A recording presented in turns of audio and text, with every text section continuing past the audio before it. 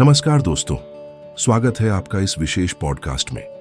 आज हम आपको महाभारत के एक अति महत्वपूर्ण और प्रेरणादायक प्रसंग के बारे में सुनाने जा रहे हैं, जो अर्जुन की प्रतिज्ञा और श्री कृष्ण के अद्वितीय मार्गदर्शन पर आधारित है।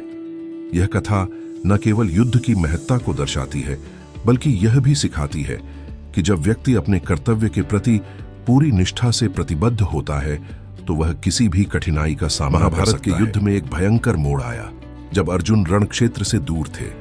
पांडवों को पराजित करने के लिए द्रोणाचार्य ने चक्रव्यूह रचा। अर्जुन का पुत्र अभिमन्यु, जो चक्रव्यूह को भेदने का जानता था, उसमें प्रवेश कर गया। उसने कुशलता से 6 चरणों को भेद लिया, लेकिन 7वें चरण में उसे कौरवों ने घेर लिया। जयद्रथ ने पीछे से अभिमन्यु पर वार किया, जिससे अभिमन्यु वीर गति को प्राप्त हो गए। श्लोक: न हि देह भृता शक्यम त्यक्तुं कर्माणि यानि ते, न हि सत्वमणिक्षामम कारणम साधयेद द्रिपुं। अभिमन्यु की मृत्यु का समाचार सुनकर अर्जुन का क्रोध बेकाबू हो गया। उन्होंने अपनी प्रतिज्ञा की कि यदि मैं सूर्यास्त से पहले जयद्रथ का वध नहीं करता तो मैं आत्मदाह कर लूंगा। अर्जुन की प्रतिज्ञा ने सबको चौंका दिया।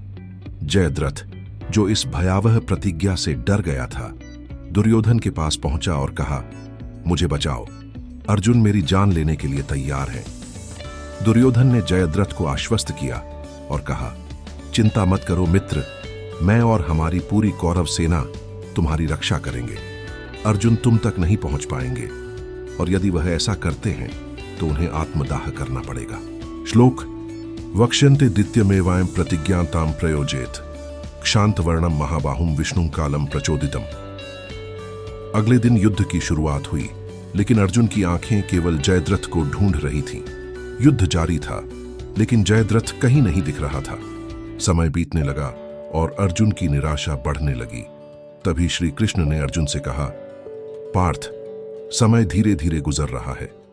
कौरव सेना ने जयद्रथ को सुरक्षा में घेर रखा है। तुम जितनी जल्दी हो सके कौरव सेना का संहार करो, ताकि तुम अपने लक्ष्य तक पहुंच सको।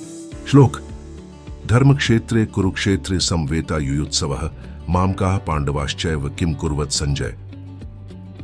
अर्जुन ने श्री कृष्ण के आदेश को मानते हुए युद्ध में और जोश से भाग लिया, लेकिन जयद्रथ तक पहुंचना बहुत कठिन था।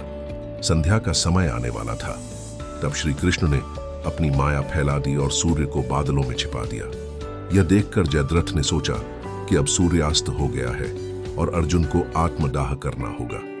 वह कौरव सेना के सामने आकर खुशी से अट्टहास करने लगा। श्री कृष्ण ने देखा कि जयद्रथ आनंदित हो रहा है और उसे चेतावनी दी, पार्थ, देखो, तुम्हारा शत्रु तुम्हारे सामने खड़ा है। वह समझ रहा है कि सूर्य अस्त हो चुका है, लेकिन देखो, सूर्य अब भी चमक रहा है। उठाओ अपना गांडीव और इस दुष्ट का वध करो।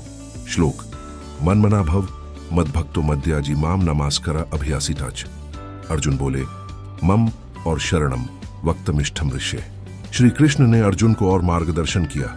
हे पार्थ, ध्यान रखना, जयद्रथ के पिता ने उसे यह वरदान दिया था कि जो इसका सिर जमीन पर गिराएगा, उसका सिर 100 टुकड़ों में विभक्त हो जाएगा।